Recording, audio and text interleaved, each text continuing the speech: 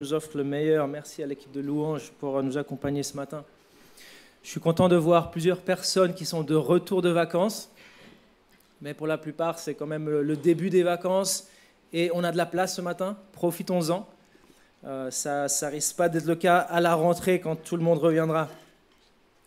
À l'issue de la prédication de dimanche il y a 2 semaines, j'ai reçu plusieurs messages de personnes me disant « Oui, il faut continuer sur le thème de l'eschatologie ». Donc j'ai décidé de faire une mini-série pour l'été sur la fin des temps. Alors ne soyez pas déçus, ceux qui veulent reprendre le livre des Actes. On va reprendre le livre des Actes à la rentrée, quand on fera la rentrée scolaire avec ceux qui sont en vacances, ceux qui reviendront. Mais aujourd'hui, on va étudier le discours de Jésus sur le mont des Oliviers. Et ça va être une mini-série. La semaine prochaine, ça sera le passage de 1 Thessaloniciens qui parle de l'enlèvement de l'Église. On parlera de l'enlèvement de l'Église, on parlera du moment de l'enlèvement, on parlera du jour du Seigneur en détail la semaine prochaine. Et dans 2 semaines, on étudiera un texte de l'Apocalypse qui parle d'une Église et on va se poser la question, on va réfléchir à comment être prêt pour le jour de Jésus, de son retour. Mais aujourd'hui, c'est Luc 21. Je vous invite à ouvrir vos Bibles en Luc 21. C'est le célèbre discours de Jésus sur le mont des Oliviers. C'est un discours qu'on retrouve dans les 3 évangiles synoptiques, Matthieu, Marc et Luc, ce qui nous rappelle de son importance. Luc 21, et on va commencer au chapitre 5. Mais avant de lire, où est-ce que se trouvent les événements qu'on va lire par rapport à la prophétie de Daniel, cette prophétie des 70 semaines, cette prophétie qu'on a vue il y a 2 semaines. Parce qu'en fait, tout s'imbrique. Et là, je vais remettre ce qu'on a vu il y a 2 semaines pour essayer de voir où est-ce que ces événements de la fin des temps se situent par rapport à cette prophétie. Cette prophétie des 70 semaines, c'est vraiment le cadre temporel de la fin des temps. Donc c'est important de le mettre en lien avec ce qu'on a vu il y a 2 semaines. Si vous avez raté le culte d'il y a 2 semaines, il est disponible sur le site internet et je vous encourage à y aller.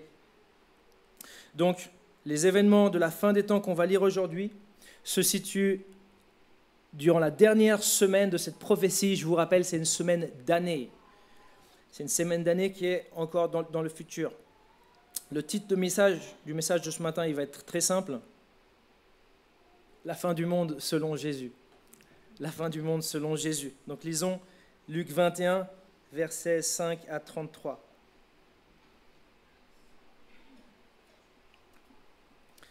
Comme quelques-uns parlaient du temple, qui était orné de belles pierres et d'objets apportés en offrande, Jésus dit : Les jours viendront où il ne restera pas pierre sur pierre de ce que vous voyez. Tout sera détruit. Ils lui demandèrent : Maître, quand donc cela arrivera-t-il et à quel signe reconnaîtra-t-on que ces événements vont se produire ?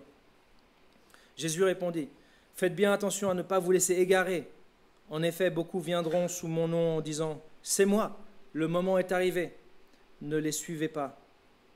Quand vous entendrez parler de guerre et de soulèvement, ne vous laissez pas effrayer, car il faut que ces choses arrivent d'abord. Cependant, ce ne sera pas encore la fin. Puis il leur dit : Une nation se dressera contre une nation, et un royaume contre un royaume. Il y aura de grands tremblements de terre en divers endroits, ainsi que des pestes et des famines. Il y aura des phénomènes terrifiants et de grands signes dans le ciel. Mais avant tout cela, on mettra la main sur vous et l'on vous persécutera.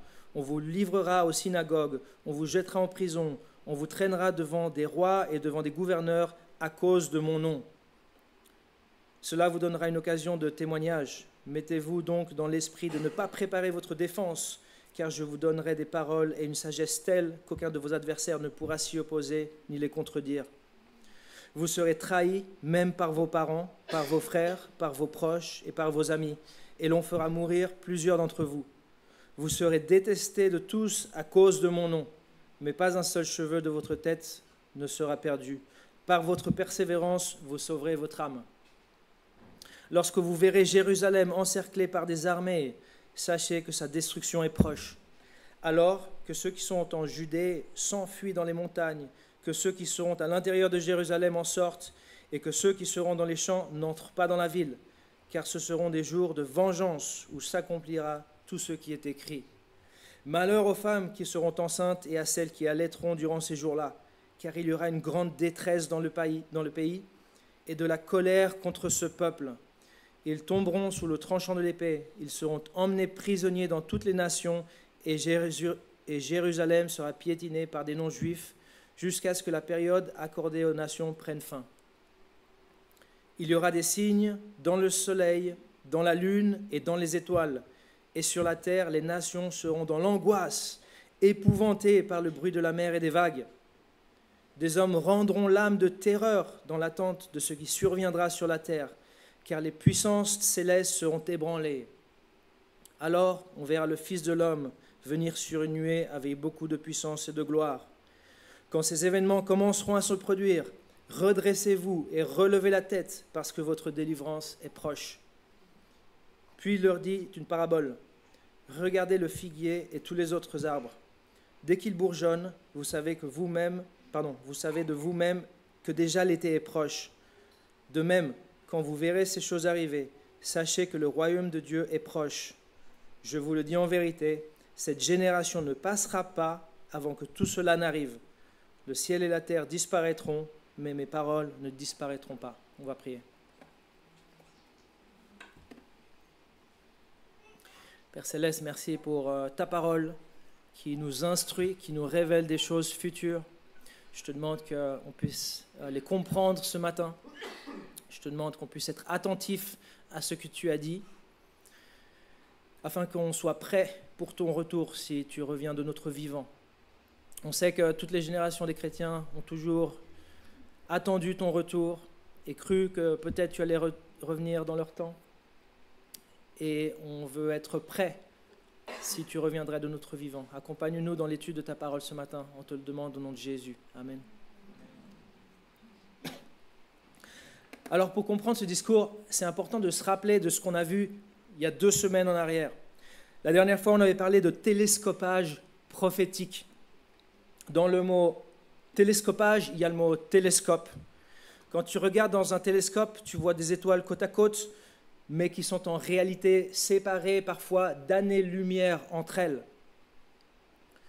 La même chose se passe dans la prophétie biblique. 2 choses peuvent être côte à côte, mais d'un verset à l'autre, il y a une distance temporelle parfois très grande. Ça, c'est le télescopage prophétique. Évidemment, il n'y a pas besoin de télescope ni d'étoiles.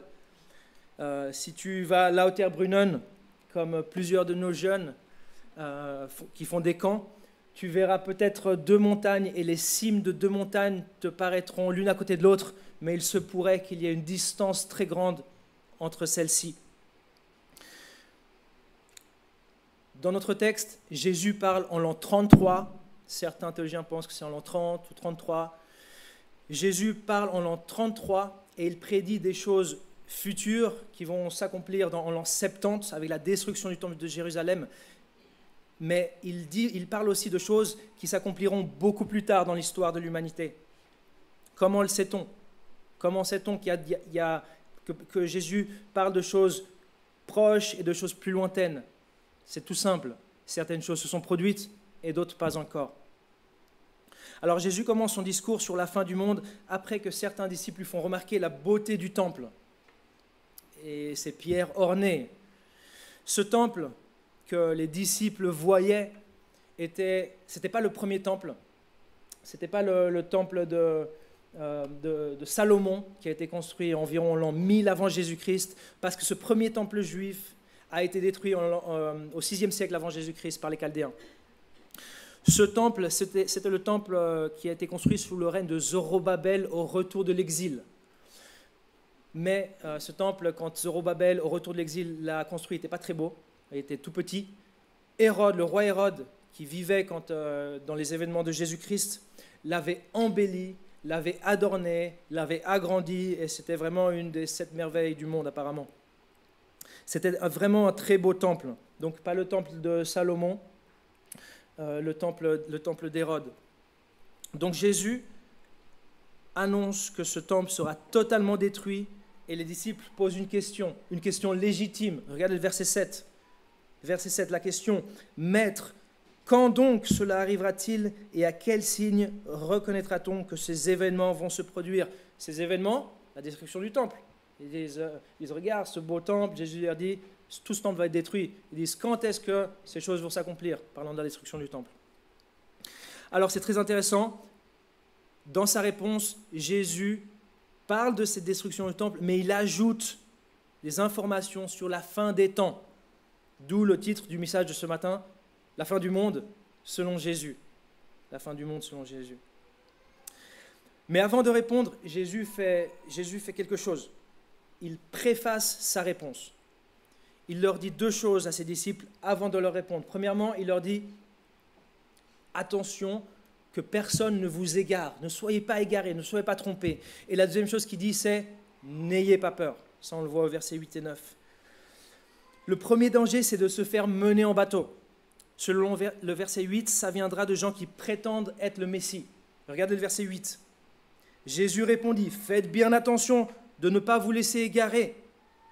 En effet, beaucoup viendront sous mon nom en disant, « C'est moi, le moment est arrivé, ne les suivez pas. » Ça, frères et sœurs, c'est quelque chose qui va se produire dans le futur. Dans le futur, il y aura des faux Christ qui vont se présenter. Mais c'est aussi quelque chose qui s'est déjà passé dans l'histoire. Rien que parmi les Juifs, il y a eu plus de 30 personnes qui ont été considérées comme le Messie ou qui ont prétendu être le Messie.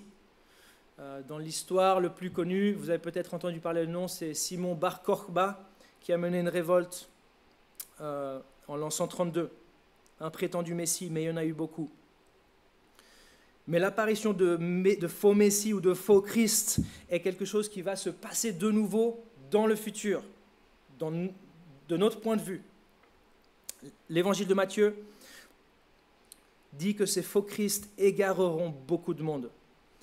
Est-ce qu'ils vont utiliser les deepfakes de l'intelligence artificielle ? Je ne crois pas. Mais on doit quand même être critique par rapport à ce qu'on voit sur Internet. Je fais une petite parenthèse ici. Ce n'est pas parce que c'est la voix de ton prédicateur préféré et le visage de ton prédicateur préféré que c'est ton prédicateur préféré. Mais je ne crois pas que ça sera à cause de l'intelligence artificielle que beaucoup seront égarés. Matthieu 24, 24 nous dit en fait pourquoi. Matthieu 24, 24, c'est le passage parallèle. Il nous dit que ces faux Christ feront des miracles. Ils feront des miracles. C'est pour ça, frère, qu'on doit être très au clair par rapport aux miracles. Vas-tu suivre quelqu'un juste parce qu'il fait des miracles ?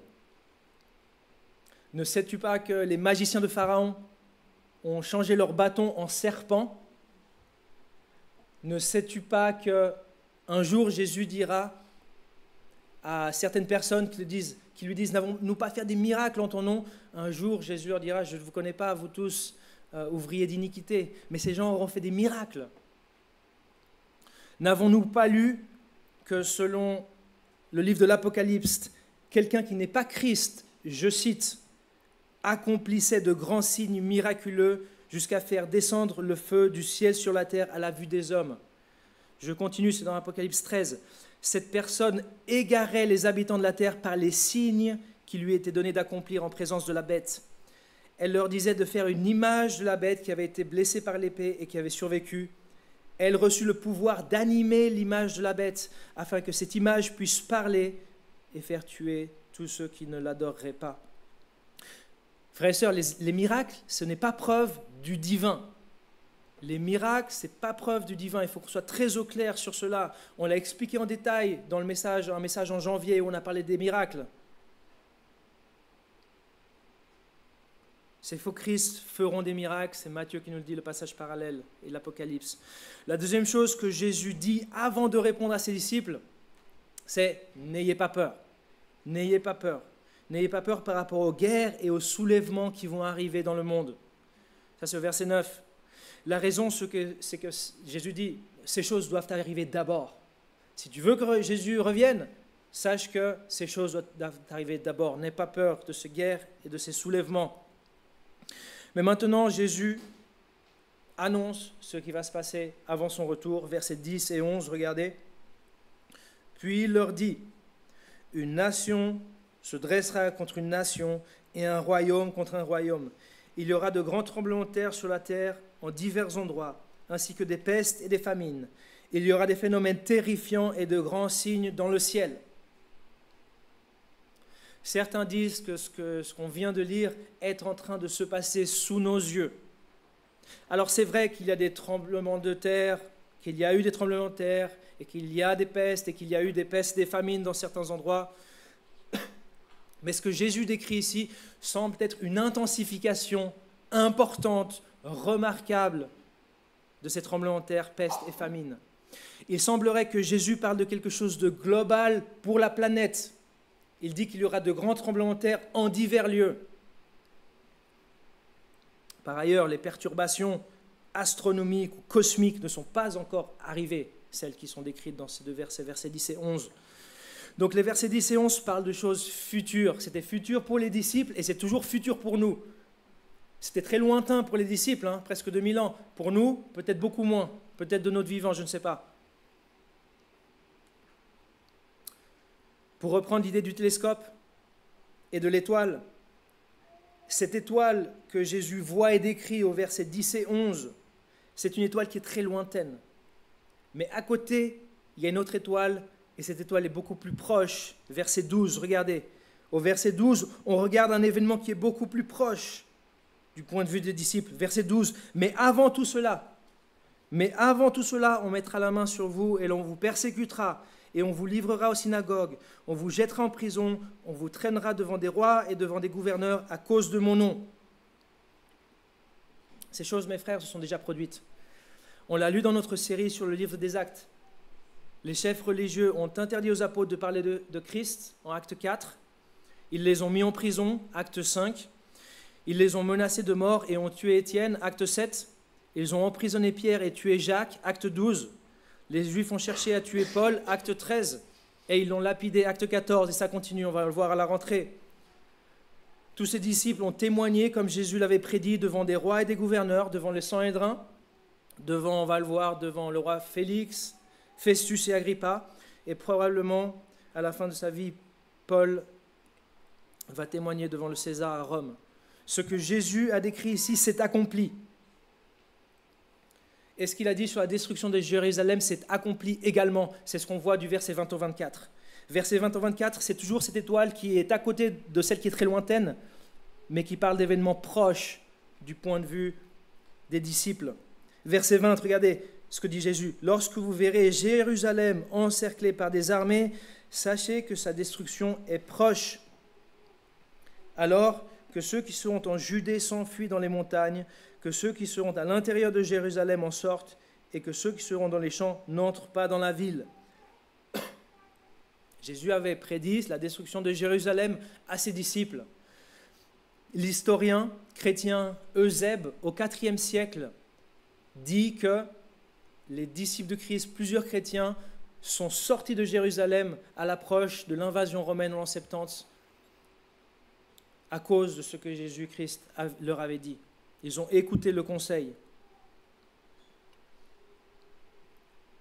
Versets 20 à 24 décrit la destruction de Jérusalem, cette étoile proche du point de vue des disciples. Mais le verset 25, de nouveau verset 25, on regarde l'autre étoile sur le télescope, celle-ci qui est très lointaine.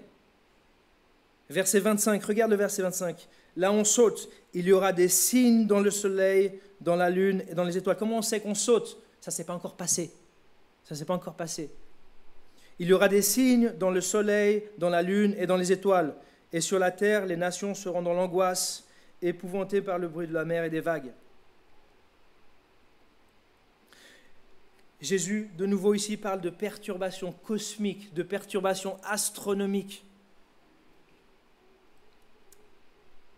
Ce que dit ici Jésus est répété avec d'autres détails dans le passage parallèle de Matthieu. Je le mets ici à l'écran, Matthieu 24, 29. Aussitôt après ces jours de détresse, le soleil s'obscurcira, la lune ne donnera plus sa lumière, les étoiles tomberont du ciel et les puissances célestes seront ébranlées. Cet obscurcissement du soleil et de la lune est un événement prophétique dont la Bible parle beaucoup.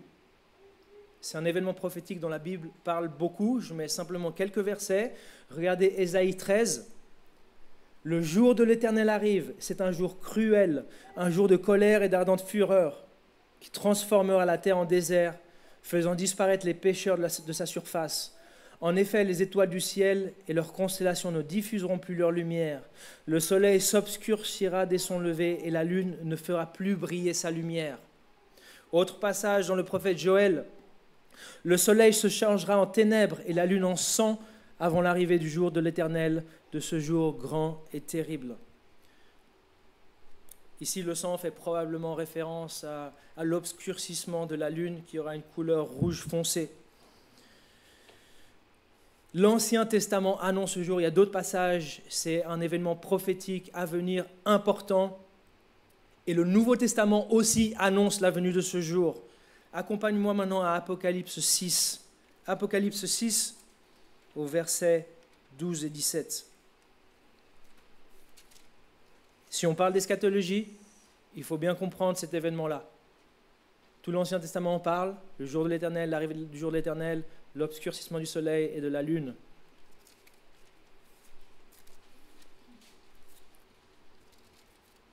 Le Nouveau Testament n'annule pas cette attente, au contraire.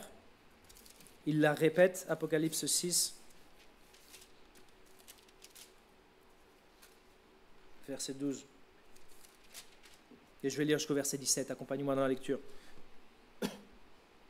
Je regardais quand l'agneau ouvrit le 6e sceau, et il y eut un grand tremblement de terre. Le soleil devint noir comme un sac de crin, la lune entière devint comme du sang, et les étoiles du ciel tombèrent sur la terre comme les figues vertes d'un figuier secoué par un vent violent. Le ciel se retira comme un livre qu'on enroule, et toutes les montagnes et les îles furent écartées de leur place. Les rois de la terre, les grands, les chefs militaires, les riches, les puissants, tous les esclaves et les hommes libres se cachèrent dans les cavernes et dans les rochers des montagnes. Et il disait aux montagnes et aux rochers, « Tombez sur nous et cachez-nous loin de celui qui est assis sur le trône et loin de la colère de l'agneau. En effet, le grand jour de sa colère est venu, et qui peut résister ?»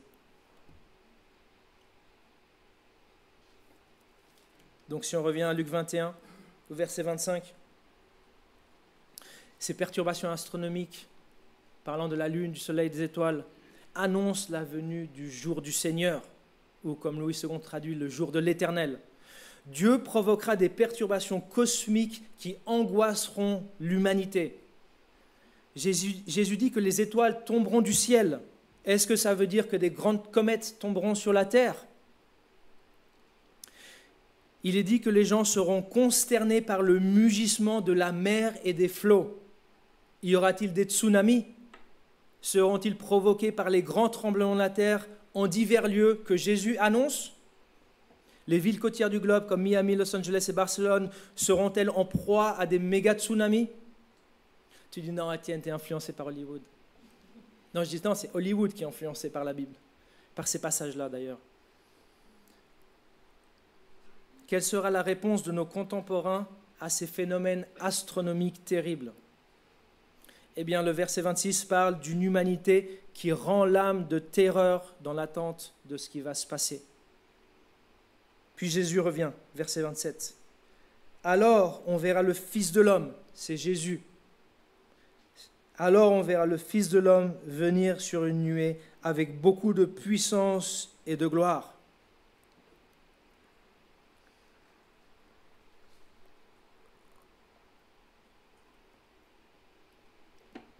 Quand il y aura cet événement-là, l'arrivée du jour du Seigneur, Jésus revient. Et où est l'enlèvement dans tout ça ? Où est l'enlèvement de l'Église dans tout ça ?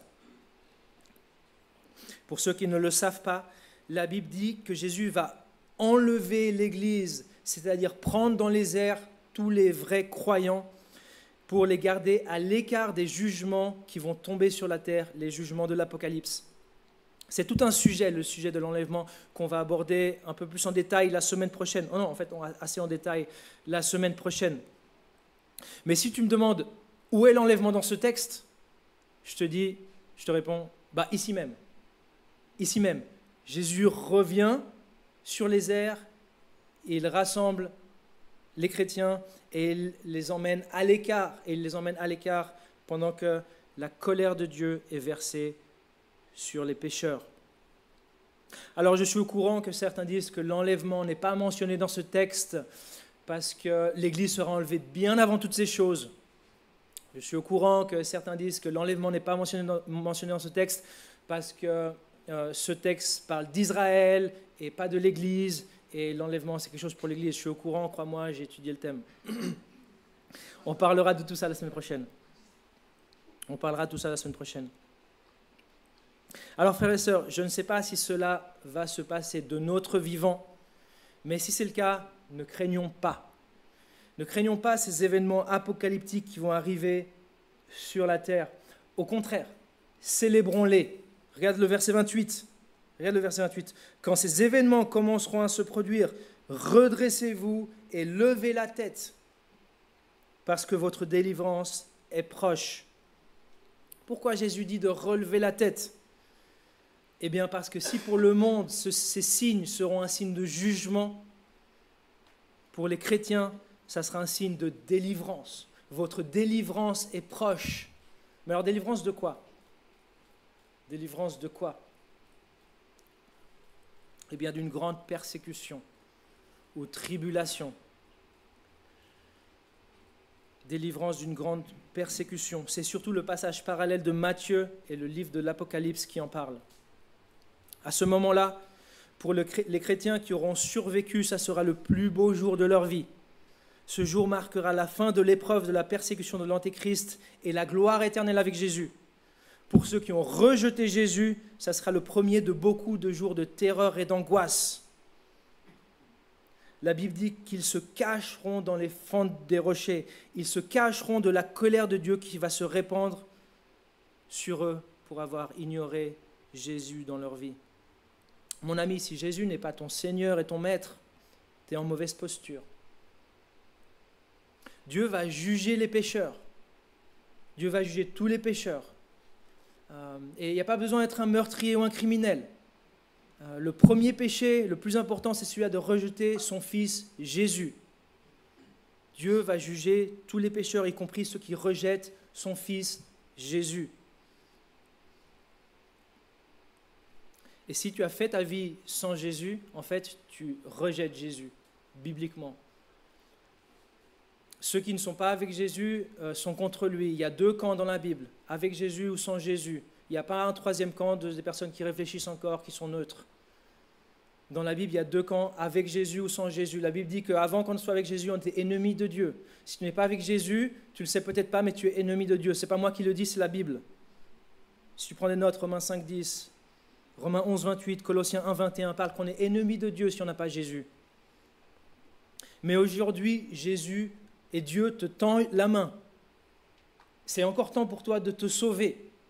Dans Ézéchiel 33, Dieu dit qu'il ne veut pas que le méchant meure. Il dit, je ne veux pas que le méchant meure, mais qu'il change de conduite et qu'il vive. La volonté de Dieu pour toi, c'est que tu sois sauvé. Ce n'est pas que tu sois sur terre quand il y aura ces jugements qui tomberont. Dieu veut sauver, bénir et délivrer. Il sait que tu as péché, mais il est prêt à pardonner. Sa compassion est énorme, on ne la comprend pas.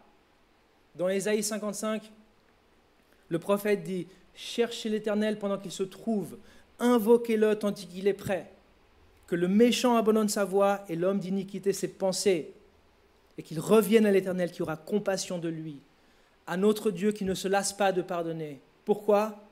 Le texte il continue, il dit « Parce que mes pensées ne sont pas vos pensées, et vos voies ne sont pas mes voies, dit l'Éternel, mais autant les cieux sont élevés au-dessus de la terre, autant mes pensées sont élevées au-dessus de vos pensées, et mes voies au-dessus de vos voies. » On ne comprend pas, mais Dieu est prêt à pardonner. Il est prêt à pardonner même les meurtriers. Il a pardonné Moïse. Moïse est un meurtrier. Il a pardonné David. David est un meurtrier. Dieu peut encore pardonner. Il veut encore te pardonner. La question c'est, est-ce que toi, tu acceptes son cadeau ? Est-ce que toi, tu acceptes son cadeau ? Son cadeau, c'est Jésus-Christ qui a pris ton péché, qui est mort à ta place. Sauve-toi de ce qui va arriver sur cette terre. Accepte l'offre de salut de Dieu. Ce qui va arriver sur cette terre va peut-être arriver très bientôt. Reçoit son Fils. Maintenant, il y a un verset dans notre texte qui pourrait faire croire que Jésus s'est trompé. C'est le verset 32. On va lire à partir du verset 29. Puis il leur dit une parabole. Regardez le figuier et tous les autres arbres. Dès qu'ils bourgeonnent, vous savez de vous-même que déjà l'été est proche. De même, quand vous verrez ces choses arriver, sachez que le royaume de Dieu est proche. Je vous le dis en vérité, cette génération ne passera pas avant que tout cela n'arrive. Le problème, c'est que la génération à laquelle Jésus parlait est morte et que pas tout n'est arrivé. Jésus s'est-il trompé? Si ce n'est pas le cas, comment comprendre les paroles de Jésus? Plusieurs réponses de théologiens. Une réponse, certains, notant que le mot génération, le texte dit « cette génération ne passera pas avant que toutes ces choses n'arrivent ». Certains théologiens notant ou remarquant que le mot génération est parfois utilisé dans la Bible pour parler du peuple juif, pensent que Jésus dit que le peuple juif ne disparaîtra pas avant que ces choses arrivent. En d'autres termes, Jésus serait en train de prédire la survie du peuple juif à travers les âges, à travers les époques. Dans ce camp, ou parmi ceux qui pensent ainsi, certains comprennent cette génération comme cette génération incrédule et perverse dont parlait Jean-Baptiste. Jésus serait en train de dire que la rébellion d'Israël en tant que nation se poursuivra jusqu'aux événements de sa seconde venue. À ce moment-là, Israël se repentira. Alors, il y a assurément une base biblique pour cette compréhension. Mais est-ce que c'est ce que dit notre texte? Pas sûr. D'autres pensent que Jésus fait référence à la génération future, la génération qui vivra ces événements de la fin, peut-être notre génération. En d'autres termes, Jésus serait en train de dire que ces grands signes, tremblements de terre, peste et famine, vont se dérouler rapidement, en une génération. Selon la Bible, une génération, c'est 40 ans, comme les 40 ans que les Israélites ont passés dans le désert. Ça va se passer rapidement. Quand ça arrivera, ça se terminera rapidement, en une génération. Donc, pour certains, Jésus parlerait de la génération future. Et ainsi, il ne se serait pas trompé, parce qu'il dit que toutes ces choses ne passeront pas avant que passe cette génération. Passeront avant que passe cette génération. Donc ça, c'est une possibilité. Mais bon, l'interprétation la plus courante parmi les théologiens, c'est que Jésus fait référence à la génération de son temps, la génération de ses disciples. Plusieurs versions de la Bible ont opté pour ce point de vue. Par exemple, la version français courant, qui dit ceci, ou qui traduit ainsi: « Les gens d'aujourd'hui n'auront pas tous disparu avant que tout cela arrive. » Alors même si je n'aime pas la manière de traduire de cette traduction, moi aussi je pense que Jésus parle de la génération qui l'écoutait. Pas le peuple juif en général, ou pas la génération future qui sera là quand ces choses arrivent. D'ailleurs, dans la langue originale, pour parler d'une génération future, la langue avait un pronom démonstratif spécifique. En français, on a un seul pronom démonstratif, celui-là, ce. Dans la langue originale, il y avait pour quelque chose qui est près et pour quelque chose qui est lointain. Un peu comme en espagnol. Ceux qui savent l'espagnol, on a eso y aquello. Esta generación, aquella generación. Mais ce n'est pas le mot qu'ils utilisent. Pour ceux qui parlent anglais, this and that. La même chose dans la langue originale. Et Jésus n'utilise pas le pronom démonstratif qui indiquerait une génération beaucoup dans le futur. Il dit celle-ci, cette génération. Et dans d'autres endroits de la Bible, on trouve l'autre pronom démonstratif. Donc, c'était possible de le faire. Non, Jésus parle de cette génération, ses disciples. Jésus parle à la génération qui l'écoutait. Alors, question, comment Jésus peut-il dire que toutes ces choses doivent arriver en moins d'une génération, c'est-à-dire en moins de 40 ans? Eh bien, ici, on est en fait face à une question d'exégèse et de grammaire du grec. Je vous passe les détails. La forme verbale utilisée ici peut indiquer le commencement d'une action. La forme verbale utilisée ici peut se focaliser sur le commencement d'une action. En d'autres termes, il faudrait peut-être lire « En vérité, je vous le dis, cette génération ne passera point que tout cela ne commence à arriver. » C'est la solution qui fait le moins d'entorse au texte original de mon point de vue. Toutes les choses décrites par Jésus ont commencé à arriver dans les 40 ans. Jésus parle en l'an 33, en l'an 66, les velléités avec les Romains commencent, en l'an 70, le temple est détruit, en l'an 73, tu regardes les livres d'histoire, fin de la guerre, en 40 ans.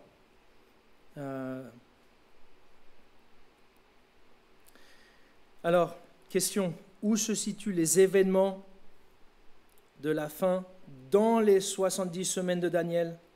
Eh bien, on l'a dit, dans la dernière semaine. Dans la 10e semaine, j'essaie de relier un peu, parce que ça c'est une série. Hein. Le message d'il y a 2 semaines, celui-là, et les 2 prochains messages. J'essaie de relier un petit peu. Dans la prochaine slide, je vais faire un zoom sur la semaine 70. D'autres théologiens pensent différemment. Okay, je le dis en mode disclaimer. Je suis d'accord de ne pas être d'accord. Tant que ta position par rapport à la fin des temps ne te rend pas insouciant par rapport à la fin des temps et par rapport à ce que Jésus a annoncé.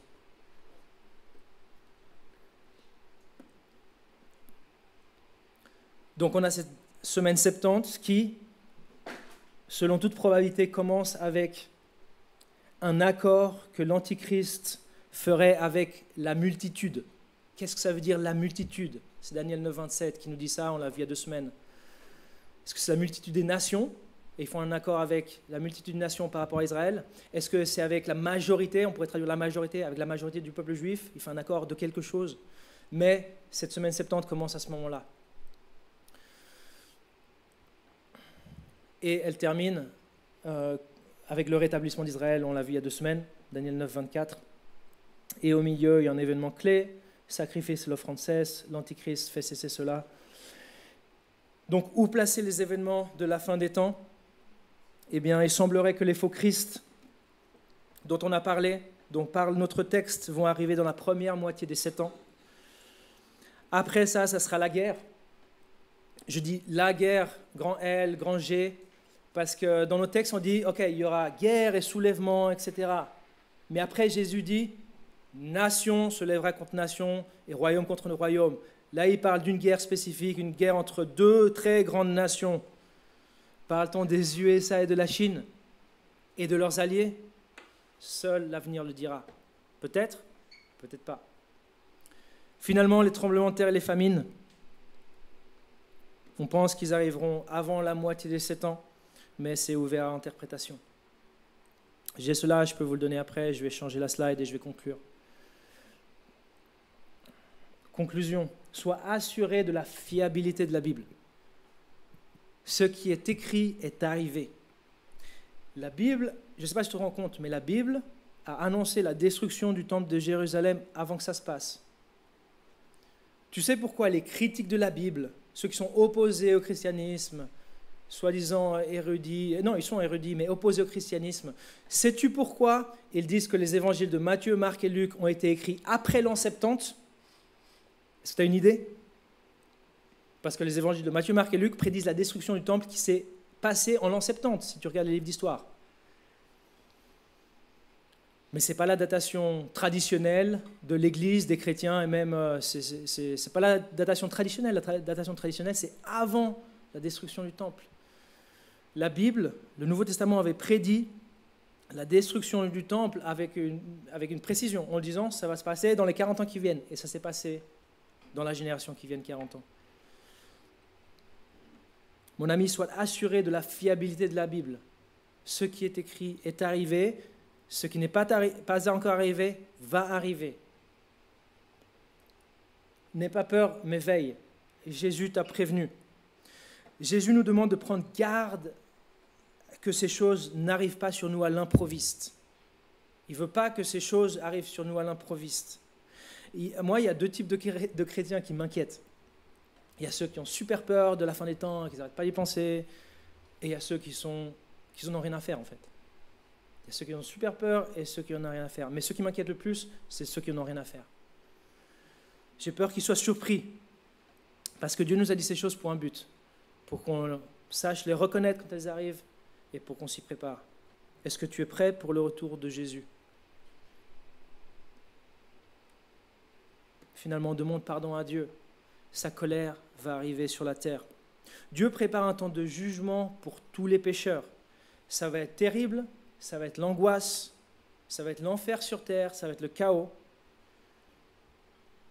Dieu prépare un temps de jugement pour tous les pécheurs. Tes péchés sont-ils pardonnés?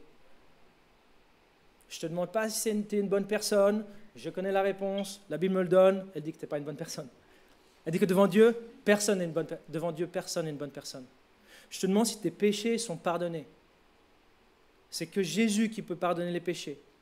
Il n'y a aucun autre nom qui était donné sous le ciel par lequel nous devions être sauvés, Jésus. C'est le seul qui n'a jamais péché, c'est Jésus. Et c'est en vertu de lui qu'on peut être sauvé. C'est lui que Dieu a donné pour qu'on soit sauvé. C'est gratuit, mais il faut prendre ce cadeau. Il ne faut pas que tu confies dans tes bonnes œuvres, pas que tu confies dans ta bonne conduite, pas que tu crois que parce que tu es meilleur que ton voisin, tu peux être sauvé. On doit être pardonnés tous de nos péchés. Sauve-toi des jugements qui vont arriver sur la terre. Sauve-toi, viens à Jésus dans la repentance et la foi. Dimanche prochain, on parlera du jour du Seigneur. On parlera de l'enlèvement de l'Église.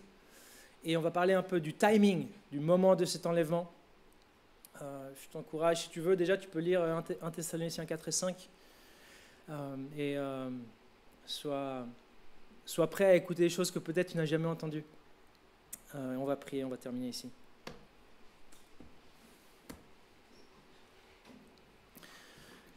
Seigneur Jésus, tu annonces à tes disciples ce qui va se passer. Tu vois, ils t'ont posé la question par rapport à la destruction du temple et tu leur as dit, mais tu leur as aussi dit ce qui allait arriver plus tard, avant ton retour.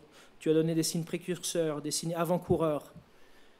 Les 3 évangélistes relèvent ces signes, c'est important. Plein d'autres passages en parlent. Tu veux qu'on les connaisse, tu veux qu'on puisse les reconnaître, tu veux qu'on puisse savoir si on est prêt ou si on est loin, si on doit se préparer.